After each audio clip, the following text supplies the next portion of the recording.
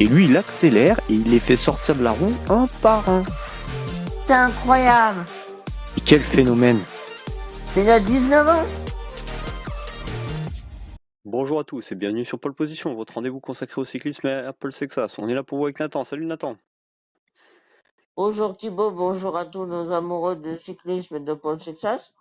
Aujourd'hui, on se retrouve pour parler ensemble et décrypter de l'actualité autour de Paul Sexas. Exactement, donc on est à moins d'une semaine du départ du Tour et on voulait faire un petit point d'actu avec vous parce qu'il y a pas mal de choses là ces derniers jours. Ça mérite une petite vidéo rapide. Donc premier point, donc c'est les informations d'un média, alors probablement néerlandais, hein, moi j'ai lu ça sur Cyclisme Actu, qui le relayait, et qui nous informait que d'après les rumeurs, Pinarello Q36.5 aurait proposé un contrat de 13 millions d'euros par an pour Paul Énorme. Sexas. Énorme, ouais. Alors toi, Nathan, qu'est-ce que t'en dis ça? Est-ce que c'est info ou intox? Ah bah ça, c'est pas à moi de juger. Mais en tout cas, si cette information est réelle, elle est tout bonnement choquante. Parce que quand on sait que le salaire de Pogacar oscille entre 8 et 10 millions d'euros, et que c'est actuellement, jusqu'à preuve du contraire, le meilleur cycliste du monde, on se dit que proposer presque le double pour une pépite française, mais qui n'a encore jamais fait de grand tour, bah c'est incroyable.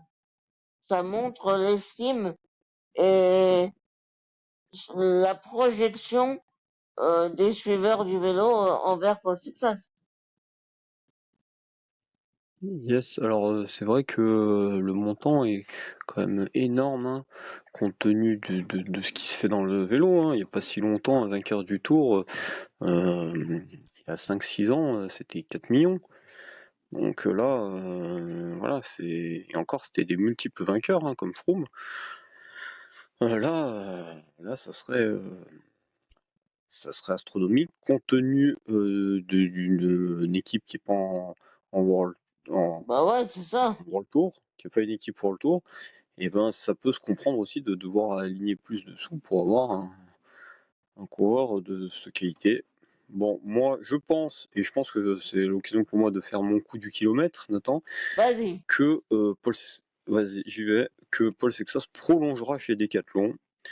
Je vous dis pourquoi. J'ai pas d'infos, hein, mais c'est une opinion qui est construite à partir de divers éléments. Déjà le fait que CMA-CGM soit arrivé l'année dernière et qu'ils ont investi plusieurs dizaines de millions par an pour être co-sponsor.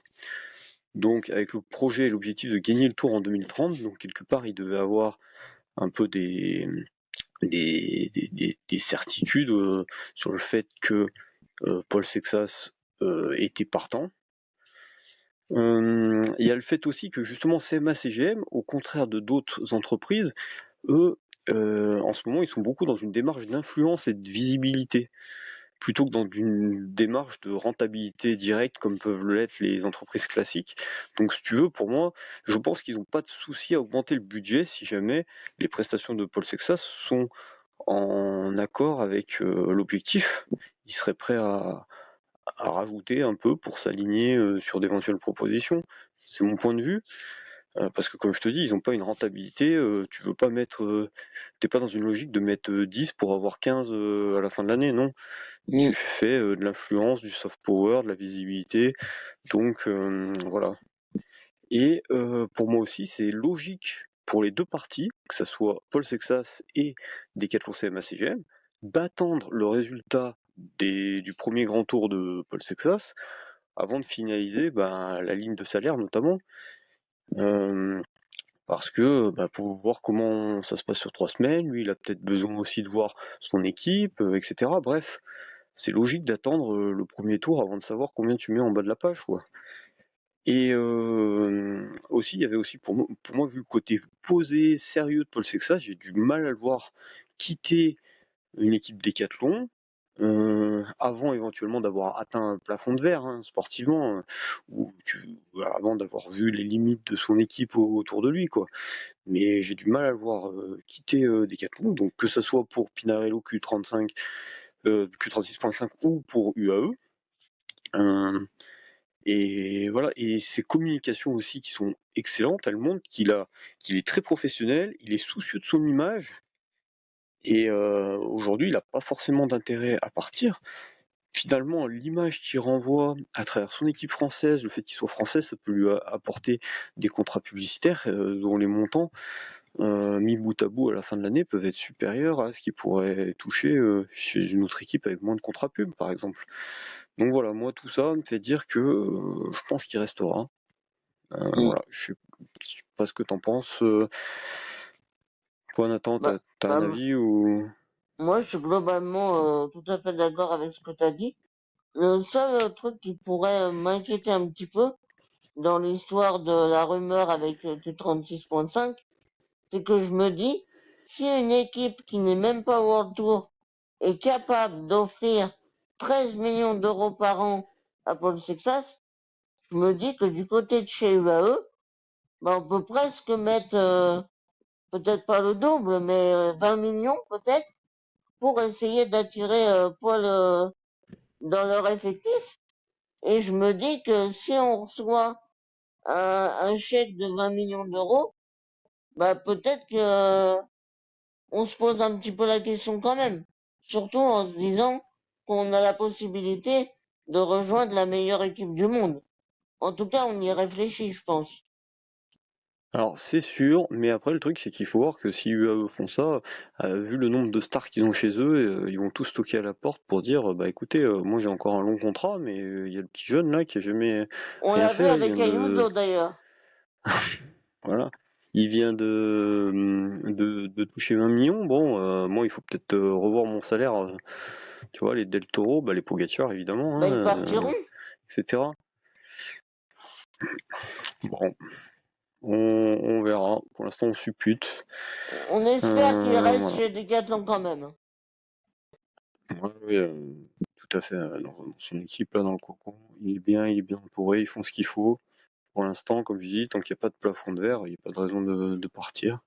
Aujourd'hui Tout en à tout fait. cas. Et puis, ça Ça lui nous permet permet d'évoluer. d'avoir des duels aussi. Parce que si on Ah met ouais, tous les ah bah meilleurs oui. coureurs chez UAE, on met Del Toro, Pogacar, Sexas, et ben après, à part s'offrir les victoires entre eux, ils pourront pas faire grand-chose. Oui, et puis là, il peut choisir ses courses, hein. Si t'as d'autres leaders avec toi, tu choisis plus tes courses, hein. Ben c'est Donc ça. bon. Ok pour ce premier actu. L'autre actu que tu voulais peut-être réagir, hein, c'est toi qui me partageais la décla de Contador où on l'interrogeait, consultant Eurosport, on l'interrogeait sur Paul Sexas et lui, on lui demande notamment s'il écarte totalement les capacités de Paul Sexas pour jouer la victoire finale et lui répond aller jusqu'à dire qu'il lui est impossible de le faire, je suis désolé mais je n'oserais pas. Voilà, sur le tour, donc il n'ose pas dire que Paul Sexas ne gagnera pas le tour. Voilà, c'est plutôt bon signe, non? Bah oui, tout à fait. Après, je pense que Alberto Contador, sachant que c'est un très grand champion, il sait que dans le vélo, tout est possible. Donc s'il y a quelqu'un, en l'occurrence Paul Sexas, sur le papier qui est capable, en termes de performance physique, pourquoi pas d'être sur le podium, ben forcément il n'est pas à écarter de la victoire. Après, c'est toujours pareil, l'incertitude des 3 semaines, etc. Il y a énormément de paramètres qui font qu'on ne peut pas affirmer qu'il sera au rendez-vous même du podium, mais en tout cas, sur le papier, avant de commencer le Tour de France, on peut certainement pas l'exclure de la victoire. Donc, je suis tout à fait d'accord avec Alberto Contador.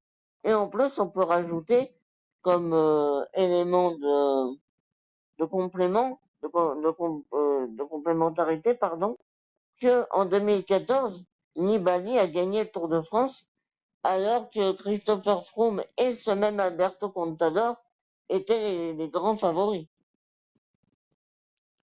Effectivement. Bon, en tout cas, c'est quand même bon signe d'avoir voilà, des commentaires de ce type de la part d'un grand champion, mais on n'en doute pas, hein. Dans l'actu aussi, on a appris aujourd'hui que Melberger, donc, qui a partagé sur son compte Instagram, qu'il ne serait pas sur le Tour de France. Voilà. Toi, t'en avais parlé, Nathan, on avait plus ou moins dit qu'on le voyait bien continuer avec Félix Gall le reste de la saison, hein, compte tenu de leur proximité, tant nationale que intime, tous les deux. Voilà, il était revenu, hein, son nom était revenu ces dernières semaines, compte tenu de son bon Giro et son état de forme qui aurait pu lui permettre de partir sur le Tour de France. Et donc, il nous annonce qu'il ne sera pas là. Donc, pour l'instant, on n'a toujours pas l'équipe, mais ça fait un nom de plus à barrer. Est-ce que tu veux nous partager quelque chose sur ce sujet? Bah oui, c'est ça, Gregor Mühlberger aurait pu apporter une carte supplémentaire, notamment en montagne. Mais personnellement, moi, j'ai jamais cru à sa participation sur le Tour de France, car pour moi, c'est l'équipier parfait de Félix Gall. Et tant que Félix Gall est encore dans l'équipe, bah, il faut bien l'entourer aussi. Et donc, il sera pour moi sur la Vuelta. C'était assez évident. Et j'ai vu des réactions à ce poste disant que ça ouvre la porte à Olaf Koy. Mais pour moi, il n'y a Oui, aucun c'est lien l'équipe, hein, c'est l'équipe qui le met. Ouais. de cause à effet entre la non-participation de Mühlberger et celle de Koy, car pour moi déjà Mühlberger, c'était sûr qu'il serait pas là, et Koy, euh, il n'apportera pas du tout la même chose à l'équipe et à l'effectif. Donc pour moi, ça change rien à l'équipe potentielle qu'on amènera au Tour de France. Ouais, je suis d'accord avec toi. Je te rejoins. Moi, ce que je voulais vous partager ensuite, c'est sur Strava. Alors, on a vu Paul Sexas là depuis quelques jours qui a repartagé ses sorties. Et alors, il y a certaines photos hein, prises par Prud'homme notamment, où on le voit encore avec ses bandages, hein, avec pas mal de bandages quand même. D'ailleurs, là, on le voit avec Romain Bardet. Hein. Donc, on nous annonce pour Mhm. 2027. Bon, il est passé dire bonjour peut-être, hein. Mais Un petit peu de il traîne par communication. là. Ouais, on les a vus, tu vois, sur certaines photos s'entraîner au contre-la-montre par équipe. Alors, on ne sait Mhm. pas qui y a. Sur Strava, on a Prud'homme, Paré Peintre et Sexas. Donc, les trois Logique, seront là, hein, sauf problème. On a vu Richie Tello arriver aujourd'hui, je crois. Mais on logique. n'a pas plus d'infos. Là, bon, difficile de les reconnaître sur les deux photos d'arrière qu'on a. Si vous y arrivez, n'hésitez pas. On a appris dans la semaine que Danouleux était chez lui et était un peu malade. On espère qu'il sera remis pour le début. Et ce qui Ça est serait une très intéressant, grosse moi, ce que je perte. voulais vous pas. Ouais, mais je me fais pas trop de soucis, il y a encore un peu de temps. Hein. Mhm. Moi, ce que je voulais vous partager aussi, c'est qu'on voit qu'il a l'air en forme. Là, c'était quand? Hier, vendredi 26, sortie 9h45. La sortie, elle a duré combien de temps? Elle a duré 6 heures, donc bien dans les heures chaudes, là. Tu vois, et ça l'a pas empêché de faire des coms. Le col de l'échelle, alors c'était pas le plus pentu, mais c'est quand même complet à 2,5 sur 17 km. Bon, ça fait un petit pourcentage, mais voilà, là le col de l'échelle même, 4 km, 5,6%. Il a pris le com, c'est bien. Comme je dis, avec des chaleurs comme ça, Oui. Déjà, nous, on a les du cols, mal dans notre canapé, alors sur un vélo. ouais. On voit aussi qu'il a pris des coms sur certains segments du col du Granon. Donc hyper intéressant, hein, sur 4 km là, 8%, 10 minutes Clairement. d'effort, 20 km/h. Avec, comme je dis, on est en pleine canicule, des grosses chaleurs. C'est que il va pas trop mal. Moi, franchement, je suis bien en confiance là. Bah, mais voilà, avec sa chute, on était un peu inquiet forcément, hein, tu sais. Mais là, on parlait, la chaleur, ça va être un point aussi sur lequel on va commencer à être attentif, hein, sur ces 3 semaines. Donc là, il nous a fait des belles sorties, que ce soit hier et aujourd'hui. Il a remis le couvert. Alors, sortie un peu plus courte, là, il y avait 4 heures. Mais pareil, il est parti aux heures chaudes de la journée. Col de Sarenne, voilà, il y a du top 10. Il y a même un col, un com là, de 1 km à 10% autour du col de Sarenne. Il y a encore des top 10 quelque part. La Alpe d'Huez partie 3 sur 5, un top 10. Donc il y a Grosse prépa. Ouais, là il a des bonnes intensicités, on voit qu'il est en forme. À une semaine du tour, C'est à part plutôt les très bandages, comme je rassurant. dis, voilà, c'est très rassurant, à part ces bandages là qu'on a vus sur certaines images. Puis d'ailleurs qu'on voit sur les photos, hein, là, de Ça l'arrière, là, semble superficiel. ici, là. Ouais, je pense que c'est encore un peu superficiel, mais voilà, il lui reste une semaine. De toute façon, c'est en 3e semaine, hein, donc il a même un peu plus de temps que ça va se jouer. On en discutera dans la semaine. Tu nous partageras tes étapes importantes. Mais voilà, Oui. bref, encourageant là ces données Strava, ça fait plaisir à voir. Et dernière actu, c'était le championnat de France femmes qui a eu lieu aujourd'hui, avec la victoire de Géry. Tu veux nous en toucher un mot, Nathan? Exactement, bah oui, rapidement. On a vu Célia Géry s'imposer de manière assez incontestable, j'ai envie de dire, euh, bien aidée par toute son équipe, la FDJ Suez, notamment Juliette Berthet, qui s'est mis totalement au service de sa leader et qui a devancé notamment Cédrine Carbaol, Clémence Latumier, etc., Maëva Skiban.